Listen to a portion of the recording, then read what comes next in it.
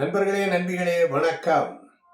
1980ஆம் ஆண்டு ஜூன் மாதம் ஒரு நாள் அதிகாலையில் அமைதியான நேரத்தில் இரட்டை கொலை. எங்கே? சென்னையை உலுக்கிய கொலை. பரபரப்பாய் பேசப்பட்ட கொலை. பத்திரிகை தலைப்புச் செய்திகளாக வந்த கொலை. கொலையாளியா? கொலை மட்டும்தானா? வாருங்கள் பார்க்கலாம். மாம்பழம் இரட்டை கொலையின் மர்ம முடிச்சியை அவிழ்த்து பார்ப்போம். நான் உங்கள் சிங்கம்பட்டி மாடசாமி.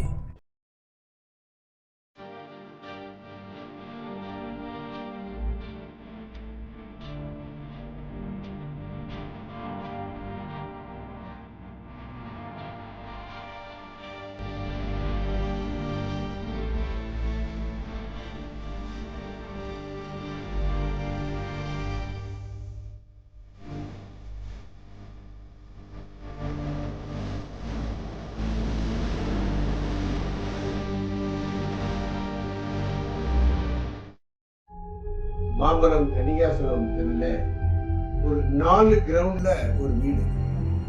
வீட்டை சுத்தி அருமையான பசுமையான தோட்டம். அந்த வீட்டுல ரிட்டையர்டு கஸ்டம்ஸ் கலெக்டர் ராமாராவும் அவருடைய மனைவி சகுந்தலாவும் குடியிருந்து வந்தாங்க. அவங்களுக்கு 4 பிள்ளைகள். 3 பேருக்கு திருமணமாகி வெளியூர்ல இருக்காங்க. கடைசி பொண்ணு அவங்க கூட இருக்குது. வரன் பார்த்துட்டு இருக்காங்க. ஒரு நாள், அந்த நாள் காலை 7 மணிக்கு பால்காரர் ராமசாமி பாலோடு வர்றார். அவர் வழக்கமா வந்த உடனே காலிங் பெல் அழுத்துவாரு. அந்த பொண்ணு வந்து பாலை வாங்கிட்டு போகும். கடந்த 1 வாரத்துக்கு முன்னாடி அந்த பொண்ணு ஆந்திராவுக்கு அவங்க அக்காவுக்கு போச்சு. அந்த அம்மா தான் பால் டெய்லி வாங்குறாங்க. ராமசாமி பெல்ல அழுத்தலான்ட்டு போகும்போது பார்க்குறாரு, கதவு 2 திறந்து கிடக்குது. இது மாதிரி அவர் பார்த்ததே இல்லை. அம்மா அம்மான்னு கூப்பிடுறாரு, பதிலே இல்லை. ஐயா ஐயா அப்படின்னு கொஞ்சம் சத்தமா கூடுறாரு, அதுக்கும் பதில் இல்லை. ராமசாமிக்கு ஒரு சந்தேகம், ஏதாவது விபரீதம் நடந்திருக்குமோ. பக்கத்து தெருல சகுந்தலாவோட அண்ணன் குடியிருக்காரு. அவர்கிட்ட போய் சொல்றாரு. அவர் கொஞ்சம் வயசானவர். அங்கிருந்து வராரு. வீட்டுக்குள்ள ஹால்ல பாக்குறாரு, அடுத்த ரூம்ல பாக்குறாரு, பூஜை ரூம்ல பாக்குறாரு, பெட்ரூம்ல பாக்குறாரு, ஸ்டோர் ரூம்ல பாக்குறாரு, கிச்சன்ல பாக்குறாரு. எங்கேயும் யாரையுமே காணல. ஒரு சந்தேகத்துல வீட்டுக்கு பின்னாடி இருக்கிற பாத்ரூமுக்கு போறாரு. அப்படி போய் எட்டி பாக்குறாரு. அப்படியே அதிர்ச்சியில அப்படியே செவுரு ஓரமா சரிஞ்சு கீழே விழுந்துட்டார். அப்படி என்ன அவர் பார்த்தார்? அதிர்ச்சி அடைகிற அளவுக்கு அங்க என்ன நடந்தது? சகுந்தலாவையும் ராமாராவையும் நைலான் கயிறை வச்சு அவருங்க கழுத்தை நெரிச்சு கொலை செஞ்சு போட்டிருக்காங்க. அவங்களுடைய வாயில துணியை வச்சு அடைச்சிருக்காங்க. காலை 2ஐயும் கட்டி போட்டிருக்காங்க. ஒரு 10 நிமிஷம் ஆச்சு அவருக்கு. தன்னை ஆசுவாசப்படுத்தி கொஞ்சம் தைரியமாகி எந்திக்கிறாரு. எந்திரிச்சு மெதுவா பார்க்கிறாரு. தன்னுடைய தங்கச்சி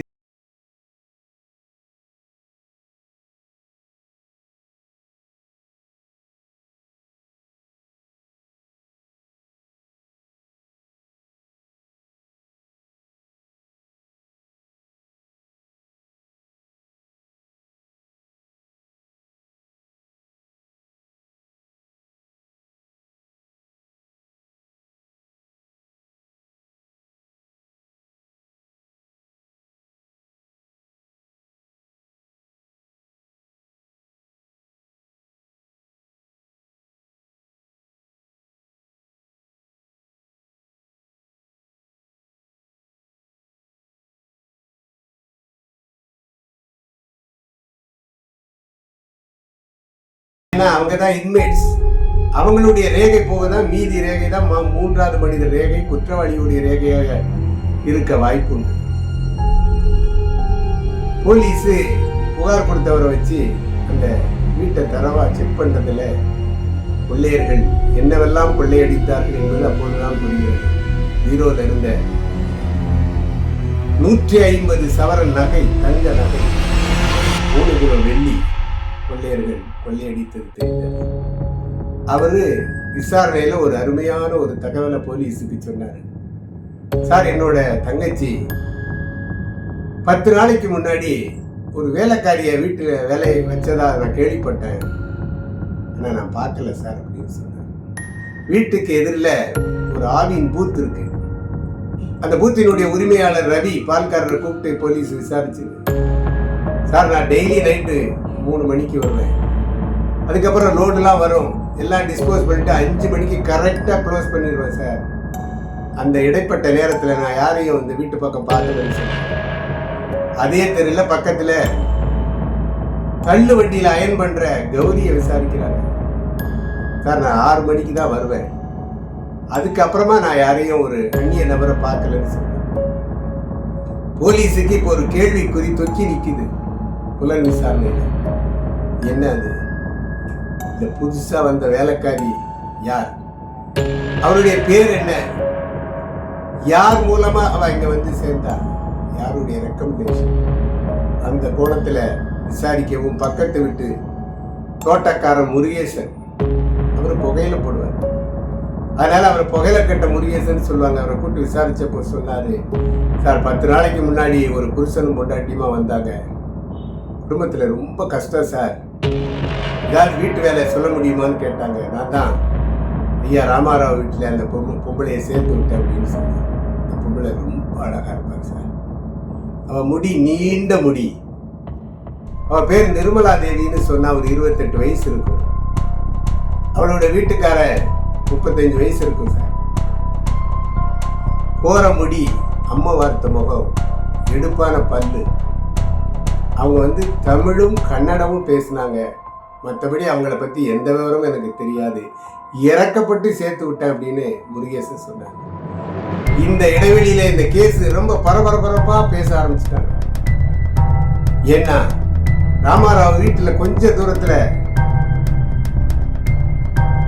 முதலமைச்சர் எம்ஜிஆர் அலுவலகம் இருக்கு.